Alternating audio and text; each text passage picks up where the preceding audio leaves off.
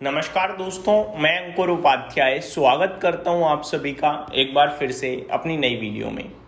दोस्तों, यहां पे आप सभी के साथ बात करने वाला हूं मैं स्टॉक्स के बारे में जिनमें आपको आज बड़ी गिरावट देखने को मिल रही है, चाहे वो रिजल्ट्स के बेसिस पे हो या नॉर्मली हो। टेक्निकल स्ट्रक्चर क्या कहता है, गिरावट में आपको क्या करना चाहिए, इसी के बारे में इस वीडियो में डिस्कशन करूंगा। सबसे पहले बाजार में करेक्शन आ रही है, आज गिरावट है, डेज लो पे इस समय कामकाज हो रहा है। सुबह से जो स्ट्रॉन्ग थे मिड कैप स्मॉल कैप वो भी अब थोड़ा परेशानी में है। पोर्टफोलियो आज लाल हो गई होगी इन्वेस्टर्स की, और ये सब चलता है, ये सब मार्केट में चलेगा। जो डील जो अनुमान था हम सभी का वो चीज़ें नहीं हो रही हैं जैसे अनुमान था, तो यू टर्न मार रहा है बाजार।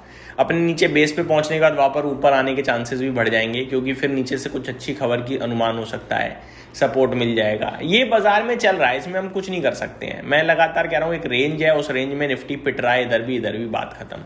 या कंसोलिडेशन, एक अच्छे शब्द में कहना चाहो तो कंसोलिडेशन बोल सकते हो। अब स्टॉक स्पेसिफिक आता हूँ। पहला स्टॉक है शक्ति पंप्स। इस कंपनी के कल नतीजे आए थे, बड़ी लंबी आउट परफॉर्मेंस के बाद कल बहुत ही निराशाजनक नंबर्स थे। कंपनी का मुनाफा अगर आप देखें तो 110 करोड़ से घटकर 38.3 करोड़ का रह गया। बहुत ही ज्यादा गिरावट देखने को मिली, बड़ी गिरावट नंबर्स में। रेवेन्यू हालांकि बढ़कर आया है, 665 करोड़ के सामने 857 करोड़ पे रेवेन्यू आया। तो रेवेन्यू में तो बढ़त दिखी है आपको, लेकिन मुनाफा काफी हैवीली टूटा है, तो मेरे हिसाब से काफी वीक नंबर मानूंगा। आगे एबिटा की बात करी जाए अगर, 164 करोड़ के सामने 83 करोड़ का एबिटा रह गया, यानी आधा रह गया। मुनाफा तो 70% कम हुआ है, एबिटा आधा रह गया। ये सब हुआ है मार्जिन की वजह से। 24.64% से मार्जिन सीधे 9.68% के रह गए। स्टॉक क्रैश दिख रहा है आपको 7.5%। मेरे को लगता है बहुत ही ज्यादा डिजास्टर टाइप नंबर है। ऊपर में 1400 रुपए का इसका मुझे लाइफ हाई दिख रहा है, 1050 का 52 वीक हाई दिख रहा है, और अभी खड़ा है 550 पे। शेयर भी ऑलमोस्ट उतना ही गिरा है जितने खराब नतीजे हैं मेरे हिसाब से। अब ऐसे में आपको क्या करना चाहिए, टेक्निकली काफी वीक है स्टॉक, स्टॉक में कुछ मतलब दिख ही नहीं रहा अच्छा जो मैं आपके साथ शेयर कर पाऊं। तो दो चीजें मैं अपने व्यूअर्स के साथ कहना चाहूंगा। एक, बॉटम फिशिंग या एवरेजिंग फ्रेश एंट्री बिल्कुल बेकार है ऐसे स्टॉक में, कहीं और ध्यान दे लेना। दूसरी बात इंपॉर्टेंट, जिनके पास है वो क्या करें। अगर किसी के पास है तो मेरे हिसाब से स्टॉक अच्छा करेक्ट हो चुका है, बस यही इसमें एक अच्छी चीज है। और दूसरी अच्छी चीज ये है कि ये स्टॉक गिर जब से रहा है तब से वॉल्यूम्स मिसिंग है, तो लो वॉल्यूम्स पे गिर रहा है, ये अच्छी बात है। बाकी कुछ भी अच्छा नहीं है। तो आपके पास अगर है तो उछाल में पोजीशन हल्की कीजिएगा, पूरा एग्जिट मत कीजिएगा, क्योंकि कंपनी अच्छी है, अच्छे सेक्टर से है। लेकिन आप कहीं ना कहीं पोजीशन कम करने के बारे में थोड़ा थोड़ा सोचो। पूरा एग्जैक्टली मैं मतलब वन साइडेड एग्जिट नहीं बोलूंगा, बट थोड़ा कम करने के लिए जरूर बोलूंगा अगर कोई उछाल आता है तो।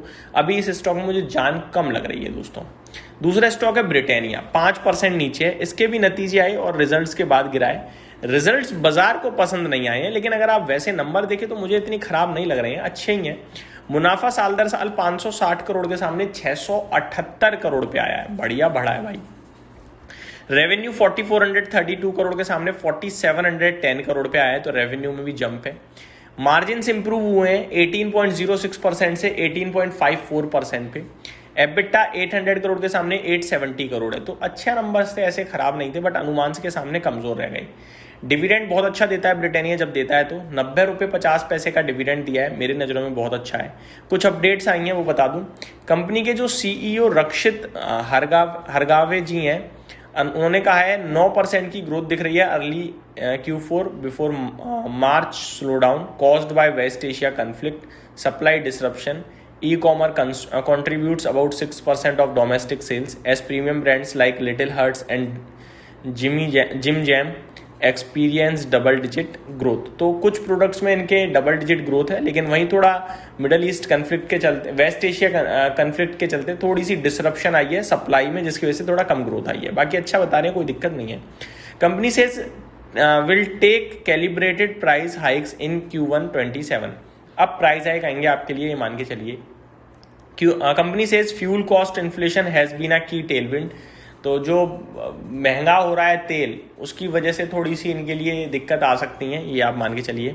कंपनी सेज आगे company says international business impacted due to Middle East conflict, India business not impacted due to LPG shortage. तो कह रहे हैं कि थोड़ा सा दिक्कत तो आई है जो कुछ भी हुआ उसकी वजह से, लेकिन ब्रिटानिया में मेरा ओपिनियन ये है कि दिक्कत टेम्पररी है, परमानेंट नहीं है। इंटरनली कंपनी स्ट्रांग है, जो भी प्रॉब्लम है एक्सटर्नल है, किसी और कारण से है। 5500 रुपये पे आ गया है, 5% नीचे है। किसी भी कारण से यहाँ से आप चाहो तो लेना शुरू कर सकते हो, बाकी किसी भी कारण से अगर 5200 के करीब पहुंचता है, मस्ट बाय स्टॉक है, गोल्डन अपॉर्चुनिटी समझिएगा, लॉन्ग टर्म का व्यू बनाइएगा, इजीली आपको ये 5500 से 5800 मिलेगा वापस से। तो ये मेरी तरफ से आपके लिए ब्रिटानिया के ऊपर राय। अब आते हैं आगे अगले स्टॉक की तरफ। स्टॉक्स की बात करें तो काफ़ी स्टॉक्स हैं आज जो प्रॉब्लम में दिख रहे हैं। अगर मैं ब्रिटानिया की बात करूं, दालमिया भारत की बात करी जाए तो ये स्टॉक भी आज आपको अच्छा खासा 6.5% नीचे दिख रहा है। इसके लिए मेरे को गिरावट का रीज़न समझ में नहीं आ रहा है। ये सीमेंट वाला दालमिया भारत है, इसका टेक्निकल खराब है, सेलिंग में बड़े वॉल्यूम्स आ रहे हैं, तो स्ट्रक्चर ही खराब दिख रहा है। तो मैं इसमें आपको अवॉइड करने के लिए ही बोलूँगा। ये मेरी तरफ से अपडेट थी, उम्मीद करता हूँ डिटेल्स पसंद आई होंगी। Thank you so much for watching this video. Have a great day guys.